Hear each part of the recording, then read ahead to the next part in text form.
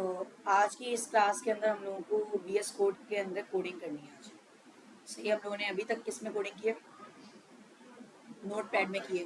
तो आज जो है हम VS कोड की तरफ मूव ऑन करेंगे क्योंकि हम लोगों का C से स्टार्ट होने वाला है। तो सबसे पहले VS कोड कैसे इंस्टॉल करते हैं वो देख लें। VS कोड डाउनलोड सर्च करेंगे आप गूगल में। हाँ, स्टार्ट है।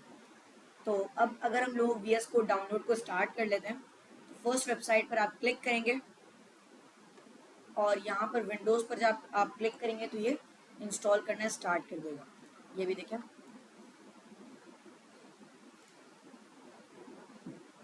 इसने यहाँ पर स्टार्ट कर दिया। ये भी ये पूरा इंस्टॉल कर देगा। अभी जो है हमें क्या करना है, इसको इंस्टॉल कर लेना। मेरे पास ये इंस्टॉल है तो अभी मैं नहीं करूँगा इसको। सही, मैंने इसको हटा दिया। लेकिन आप लोग इसको कैसे इंस्टॉल कर सकते हैं? सबसे पहले तो ये डाउनलोड हो जाएगा आपके सिस्टम पर। ये जब डाउनलोड हो जाएगा तो आप लोगों के पास VS कोड इंस्टॉलेशन स्टेप्स, तो आप लोगों के पास कुछ इस तरीके का ऑप्शन आएगा। सही, कुछ इस तरीके का आप लोगों के पास ऑप्शन आ रहा होगा। आपको क्लिक करना होगा आई एक्सेप्ट द एग्रीमेंट, फिर उसके बाद नेक्स्ट। मैं ये सारी चीज़ें आप लोगों के ग्रुप में सेंड कर देता हूँ ताकि आप लोगों को समझ आ जाए। सही है, तो ये है VS कोड। सबसे पहले ये करना है जब इंस्टॉल हो जाए तब। दूसरी चीज़ क्या करनी है? दूसरी चीज़ ये करनी है। दूसरी चीज़ आपसे ये पूछेगा कि आपको इसका आइकन क्रिएट करना है या क्या करना है, वो पूछेगा। तो आप यहाँ पर क्या करेंगे, ऐड ओपन विथ को टिक लगाएंगे। मैं ये आप लोगों को बता दे रहा हूँ, यहाँ पर पेस्ट करके एडिट कर दे रहा हूँ। ऐड ओपन विथ, इस पर भी टिक लगाएंगे, इस पर भी टिक लगाएंगे। मैंने जो ब्लू किया ना उसको टिक लगाएंगे। ये दूसरा स्टेप हो गया। अब तीसरा स्टेप क्या है? तीसरा स्टेप ये है कि आप यहाँ पर इसको फिनिश कर देंगे। यहाँ पर आएगा लॉन्च VS कोड और फिनिश। तो आप लोग इस पर क्लिक करेंगे तो क्या होगा, आपका VS कोड ओपन हो जाएगा। अब हमें देखना है कि VS कोड का इंटरफेस किस तरीके से होता है और इसके अंदर किस तरीके से काम होता है। इसके अंदर कौन कौन सी चीज़ें होती हैं और क्या क्या चीज़ें होती हैं। उसके लिए सबसे पहले तो मैं यहाँ पर VS कोड को ओपन करूँगा। कुछ इस तरीके से VS कोड ओपन हो गया। लेकिन अभी इस तरीके से हम VS कोड ओपन नहीं करेंगे क्योंकि जिस तरीके से आप लोगों ने देखा है कि जब भी हम अपने फोल्डर क्रिएट करते थे अपने लिए, यानी कि हमारी जो क्लासेस थी, मैं आप लोगों के सामने ओपन करता हूँ। बैच 9 क्लास, अभी हमारी कितनी हुई है? 7 क्लासेस की। तो इसके अंदर हम क्या करते थे, हर बार अलग अलग फोल्डर्स क्रिएट करते थे। तो इसके अंदर भी हम क्या करेंगे, फोल्डर क्रिएट करेंगे। मैंने यहाँ पर एक न्यू फोल्डर क्रिएट किया जिसका मैं नाम रखता हूँ क्लास 8। सही है। अब क्लास 8 के अंदर जब मैं क्लिक करूंगा तो आप देखें ये मैं फोल्डर के अंदर आ गया। कहाँ आ गया? आपको कहाँ क्लिक करना है? अब आपको इस एड्रेस बार पर क्लिक करना है। दिख रहा है सबको? ये एड्रेस बार है, इस पर आप क्लिक करेंगे और आप यहाँ पर लिखेंगे CMD। CMD का मतलब होता है कमांड प्रॉम्प्ट। CMD का मतलब क्या होता है? कमांड प्रॉम्प्ट आपके सामने ओपन हो जाएगा। क्या कमांड लिखने से? CMD कमांड लिखने से। सही है, आप यहाँ पर लिखेंगे CMD एंटर। ये हो गया कमांड प्रॉम्प्ट आपका ओपन। इसके अंदर हम अपनी एक कमांड लिखेंगे जिसकी मदद से VS कोड ओपन हो जाएगा। अब वो कमांड क्या है? वो कमांड है कोड स्पेस डॉट। ये कमांड है। क्या है कमांड? Code space dot. ये कमांड आप लिखेंगे CMD में, यानी कमांड प्रॉम्प्ट में, और आप जब एंटर प्रेस करेंगे ये आपका VS कोड ओपन हो जाएगा। सही है।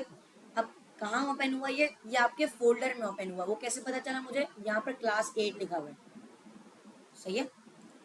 अब यहाँ पर हम थोड़ा सा इंटरफेस देख लेते हैं कि VS कोड का क्या है, इसके अंदर क्या क्या चीज़ें। सबसे पहले तो ये एक टैब है, ये सारे टैब्स कहलाते हैं। सही है। सबसे पहला टैब है एक्सप्लोरर। एक्सप्लोरर के अंदर जब आप क्लिक करेंगे तो ये ओपन भी हो जाता है और क्लोज भी हो जाता है। आप चाहें तो उसको कर सकते हैं। एक्सप्लोरर है फाइल बनाने की जगह। सही है। यहाँ पर आप इस पर क्लिक कर आपको दिख रहा है ऑप्शन न्यू फाइल का, दिख रहा है? इस पर आप क्लिक कर index.html आपने बना लिया। यहाँ पर सारी फाइल्स क्रिएट होती हैं और फोल्डर्स भी क्रिएट होते हैं। ये मैंने फोल्डर भी क्रिएट कर लिया। अब जब मैं जाता हूँ दूसरे टैब पर जो है सर्च, कौन सा टैब है भाई? यहाँ पर मैं कोई चीज़ भी सर्च कर सकता हूँ, कोई भी चीज़ सर्च कर सकता हूँ। जैसे इंडेक्स कहाँ है, चलिए यहाँ पर आते हैं हम और इसके अंदर मैं लिख देता हूँ स्ट्रक्चर, लिख देता हूँ HTML tag, head tag, title tag, body tag. Title के अंदर मैंने लिख दिया हेलो, सही है। अब मैं सर्च में आकर लिखूंगा हेलो, तो ये मुझे बता देगा हेलो कहाँ लिखा हुआ है। हेलो कहाँ लिखा हुआ है? index.html में टाइटल के अंदर। ये सर्च फंक्शनैलिटी। अब आती है सोर्स कंट्रोल। अब सोर्स कंट्रोल क्या है भाई? सोर्स कंट्रोल है गेट रेपोजिटरी। अभी हम लोगों ने ये पढ़ा नहीं है। ये रेपोजिटरी क्या होती है? रेपोजिटरी एक फोल्डर होता है जो आपके इंटरनेट में बनता है और वहां पर आपका कोड जा रहा होता है, यानी आपका कोड पुश हो रहा होता है। उसके बाद है run and debug. Run and debug का मतलब है कि आपकी फाइल के अंदर अगर कोई एरर आता है ना, डिबग कहते हैं कोई भी एरर को पकड़ना या उस एरर को सॉल्व करना, डिबगिंग, सही है। तो रन करेगा ये और उसको डिबग करेगा, यानी देखेगा कि कैसे उसको सॉल्व कर सकते हैं, क्या एरर है। लेकिन ये भी हम यूज़ नहीं करते ज़्यादातर। उसके बाद आता है एक्सटेंशन। अब क्या आता है भाई? अब एक्सटेंशन के अंदर देखें मैंने कौन कौन से एक्सटेंशन इंस्टॉल किए हैं। .env, ES7, लाइव सर्वर, कुछ पाइथन वगैरह, VS कोड आइकन इंस्टॉल किया हुआ मैंने। अब ये जो सारे हैं, ये समझ लें जैसे हम कोई गेम खेलते हैं ना, उसके अंदर हम लगाते हैं कोई हैक, उससे क्या होता है हमारा गेम अच्छा हो जाता है। उसी तरीके से एक VS कोड है, इसके अंदर हम लगाते हैं एक्सटेंशंस। क्या लगाते हैं? जिससे हमारी कोडिंग फास्ट हो जाती है, सही है। तो यहाँ पर अगर आप देखें एक्सटेंशंस, जैसे कि हमारे पास है, आपके VS कोड को खूबसूरत भी कर देता है। जैसे एक्सटेंशन मैं यहाँ पर सर्च करता हूँ मटेरियल आइकन्स, तो अब देखें यहाँ पर मटेरियल आइकन थीम, सही। यहाँ पर आपको बता दे रहा है 29 लाख लोगों ने इसको डाउनलोड किया है, 373 लोगों ने इसको लाइक किया है। और इससे क्या होता है वो भी आप देख लें। ये देखें, ये आइकन्स हैं इसके, बेसिकली आपको आइकन्स प्रोवाइड करता है, सही है। नहीं, अगर मैं इसको इंस्टॉल कर लेता हूँ, मैंने इंस्टॉल किया इसको, हाँ यहीं से इंस्टॉल हो जाएगा। और मटेरियल आइकन थीम पर क्लिक कर दिया तो अभी आप देखें ये जो हमारा HTML का लोगो आ रहा है वो आ रहा है, यानी चेंज हो गया। ये CSS का लोगो आ रहा है, सही है। तो इस तरीके से लोगोज आ रहे हैं। ये किसकी मदद से आ रहे हैं? मटेरियल आइकन के एक्सटेंशन की मदद से। अगर मैं कोई और एक्सटेंशन डाउनलोड करूं, VS कोड आइकन्स, अभी देखें VS कोड ग्रेट आइकन है, ग्रेट आइकन इंस्टॉल कर लेते हैं। क्लिक करेंगे और इंस्टॉल कर लेंगे। ये मसला आ रहा है तो हम यहाँ पर आएंगे, दूसरा icon sweet VS code install करके चेक करते हैं भाई। सही, स्वीट VS कोड इंस्टॉल हो गया। तो अब देखें इसका आइकन थोड़ा चेंज आ रहा है चेंज। तो अब इस तरीके से आप अपने कोडिंग को इस तरीके से थोड़ा सा ब्यूटीफुल भी बना सकते हैं और चेंज भी कर सकते हैं। लेकिन अभी मैं क्या रखूँगा? मटेरियल आइकन या VS कोड आइकन। ये VS कोड आइकन है जो मैं यूज़ करता हूँ। अब हम जब VS कोड में आ जाते हैं ना, तो हमारा एक फ़ायदा आ जाता है कि ये जो स्ट्रक्चर है, स्ट्रक्चर हम इजीली लिख सकते हैं। कैसे? अभी अगर मैं बात करूँ, हम एक टैग को किस तरीके से लिखते थे? Less than HTML greater than. इसके अंदर मैं डायरेक्ट HTML लिखूंगा, एंटर प्रेस करूंगा, ओपनिंग और क्लोजिंग दोनों वाले। हेड लिखूंगा, एंटर प्रेस करूंगा, दोनों वाले। टाइटल लिखूंगा, एंटर करूंगा, दोनों वाले। हेड के बाद बॉडी लिखूंगा, एंटर करूंगा, दोनों वाले। अब ये भी लिखने की जरूरत नहीं, ये पूरा स्ट्रक्चर लिखने की जरूरत नहीं है, क्योंकि इसको VS कोड को पता है कि HTML का स्ट्रक्चर क्या है। तो अगर मुझे शॉर्टकट बताऊं आप लोगों को, वो है एक्सक्लेमेशन मार्क। अब आप जब एक्सक्लेमेशन मार्क सिर्फ लिखेंगे, सही है, एंटर प्रेस करेंगे, इसने क्या किया? HTML भी लिख दिया, डॉक टाइप भी हम लोगों ने जो पढ़ा था HTML5, उसके बाद टाइटल भी लगा लिया इसने, बॉडी भी लगा दिया, ये सारी चीज़ें लिख दी। सही है। हाँ भाई वैसे देख के आए हैं आप वैसे जावा स्क्रिप्ट कहाँ है मैंने क्या दिया, क्या करा, क्या किया है आपने, क्या चीज़ है।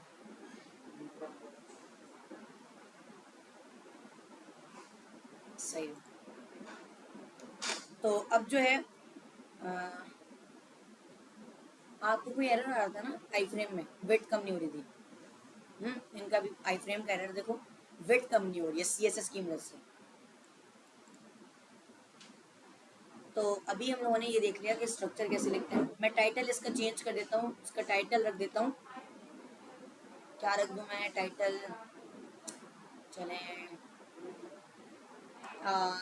सीएसएस फर्स्ट क्लास लिख देता हूँ। सही, तो आज हमारी कौन सी क्लास है भाई, सीएसएस की फर्स्ट क्लास है।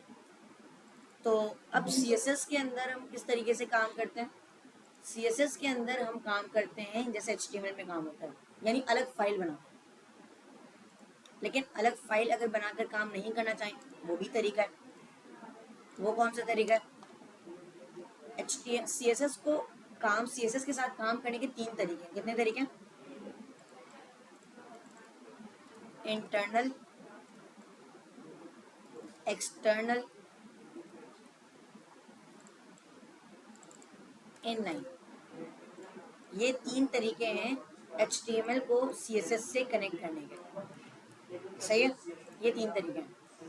अब सबसे पहले तो हम देख लेते हैं इंटरनल। क्या देख लेते हैं, इंटरनल का मतलब ये होता है कि आप अपनी एच टी एम एल के अंदर ही सी एस एस लिख रहे हैं। सही है। अब एच टी एम एल के अंदर सी एस एस कैसे लिखेंगे, एच टी एम एल के अंदर सी एस एस लिखेंगे टैग्स की मदद से। यानी मैं एक टैग बनाऊंगा जो है टैग स्टाइल का टैग, और वो कहाँ बनाऊंगा, वो बनाऊंगा मैं हेड के टैग के अंदर, स्टाइल टैग। देख रहे हैं ये स्टाइल टैग मैंने बनाया।